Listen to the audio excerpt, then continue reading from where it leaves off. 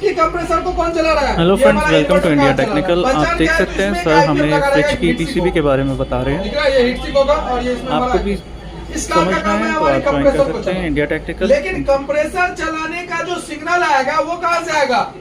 इस बोर्ड से आएगा। तो ये लॉजिक बोर्ड है। इस लॉजिक और इन्वर्टर दोनों के बीच में कम्युनिकेशन होता है, यानी कि आपस में बातचीत होता है कि कब कंप्रेसर को चलाना है, किस स्पीड में चलाना है, कब कम करना है, कब ज्यादा करना है। वो टोटल बातचीत इन दोनों के बीच में होता है। ठीक है, तो ये होता है हमारा लॉजिक, ये होता है इन्वर्टर। अब इन्वर्टर कार्ड के अंदर भी एक माइक्रो कंट्रोलर होता है।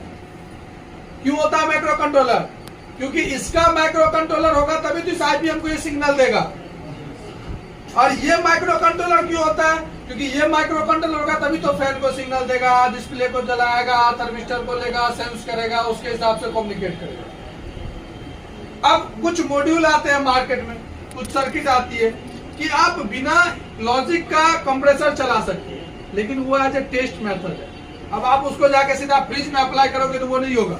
फ्रिज में अप्लाई तो कर दोगे, सेंसर काम ही नहीं करेगा, फैन चलवे नहीं करेगा, डिस्प्ले भी नहीं करेगा, तो क्या फायदा?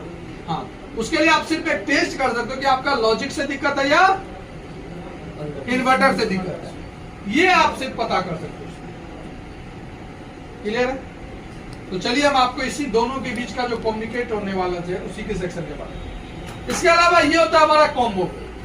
अब इन दोनों को इसी में इनबिल्ट कर रखा, तो आप देखेंगे एक होगा हमारा आईपीएम साइड और एक होता है हमारा लॉजिक साइड। तो इसमें दो एमसीयू, एक आपको आईपीएम साइड एमसीयू दिखेगा और एक आपको लॉजिक साइड एमसीयू दिखेगा। तो इन दोनों के बीच में भी आपस में क्या होता है? बातचीत। अब इन दोनों को बातचीत करवाने के लिए फ्रिज की पीसीबी में जो यूज होता है वो दो ऑप्टो कपलर का यूज होता है, यानी कि सर्किट।